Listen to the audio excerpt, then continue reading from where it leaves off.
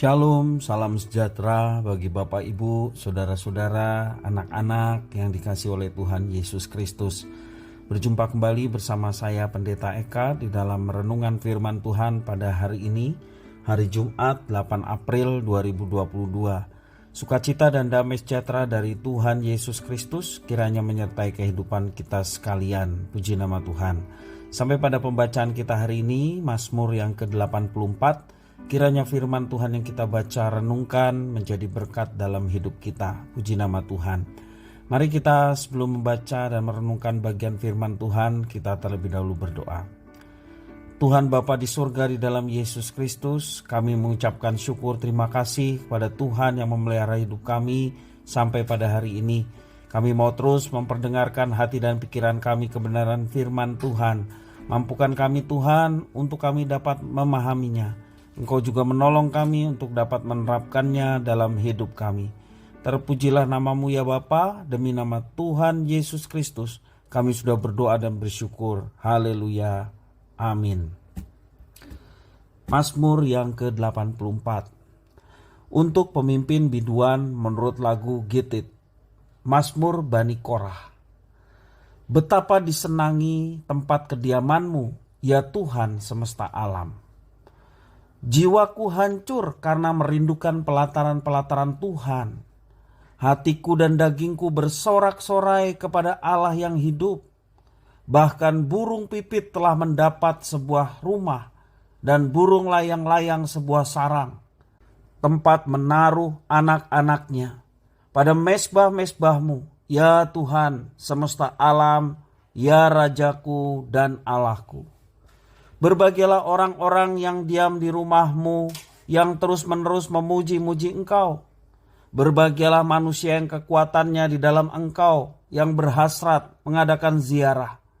Apabila melintasi lembah Baka, mereka membuatnya menjadi tempat yang bermata air. Bahkan hujan pada awal musim menyelubunginya dengan berkat. Mereka berjalan makin lama makin kuat, hendak menghadap Allah di Sion. Ya Tuhan Allah semesta alam, dengarkanlah doaku. Pasanglah telinga ya Allah Yakub. Lihatlah perisai kami ya Allah. Pandanglah wajah orang yang kau urapi. Sebab lebih baik 1 hari di pelataranmu daripada 1000 hari di tempat lain. Lebih baik berdiri di ambang pintu rumah Allahku daripada diam di kemah-kemah orang fasik. Sebab Tuhan Allah adalah matahari dan perisai. Kasih dan kemuliaan ia berikan. Ia tidak menahan kebaikan dari orang yang hidup tidak bercela. Ya Tuhan semesta alam, berbahagialah manusia yang percaya kepadamu. Bapak Ibu saudara-saudara yang dikasihi oleh Tuhan, apakah kita pernah merindukan seseorang? Apa yang paling diharapkan dari dia yang kita rindukan? Obat mujarab untuk mengatasi rasa rindu adalah berjumpa dengan orang yang kita rindukan. Alangkah bahagia dan indahnya bisa bertemu dan menghabiskan waktu bersama dengan orang yang kita rindukan. Di dalam Mazmur yang ke-84 ini, pemazmur menunjukkan betapa besar kerinduannya bisa hadir dan berdiam di rumah Tuhan. Ada perkataan, hatiku hancur merindukan pelataranmu. Satu ungkapan kerinduan yang teramat sangat, dia bisa berdiam di rumah Tuhan. Kerinduan itu semakin dipertegas melalui suatu perbandingan bahwa 1 hari berada di rumah Tuhan itu jauh lebih baik daripada 1000 hari di tempat lain. Bukan hanya manusia, burung pipit pun rindu dan memilih hidup di dekat mezbah Tuhan. Merindukan rumah Tuhan sama saja merindukan Tuhan itu sendiri. Karena pengertian rumah mengacu pada kondisi kehadiran Tuhan. Hanya dalam rumah Tuhan umat bisa menumpahkan segala kerinduannya kepada Tuhan. Yang menjadi pertanyaan adalah, mengapa Tuhan dan rumahnya begitu dirindukannya? Jawabannya, karena kasih dan kebaikan Tuhan. Kasih dan kebaikannya akan menerangi hidup umat dan menjadi perisai yang melindungi mereka dari segala mara bahaya. Itulah yang dibutuhkan oleh pemazmur dan orang-orang yang merindukan Tuhan melalui kehadirannya di dalam rumah Tuhan. Ungkapan kerinduan yang disampaikan oleh pemazmur ini merupakan salah satu ekspresi cintanya kepada Tuhan.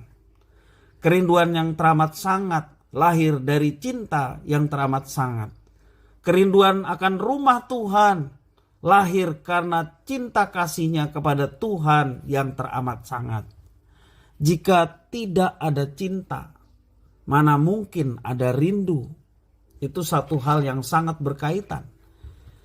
Jika kita sungguh-sungguh mencintai Tuhan, pasti ada rindu di dalam diri kita kepada Tuhan dan rumahnya. Bapak, Ibu, saudara-saudara yang dikasihi oleh Tuhan, apakah kita pernah begitu merindukan Tuhan? Manakah yang lebih kita rindukan? 2 minggu tidak bertemu kekasih atau 2 minggu tidak datang ke rumah Tuhan? Kerinduan yang mendalam kepada Tuhan akan mendorong setiap orang untuk hidup semakin dekat kepadanya. Bapak, Ibu, saudara-saudara yang dikasihi oleh Tuhan, jika dalam hati kita tidak memiliki cinta yang besar kepada Tuhan Allah, maka jangan berharap akan sungguh-sungguh merindukannya.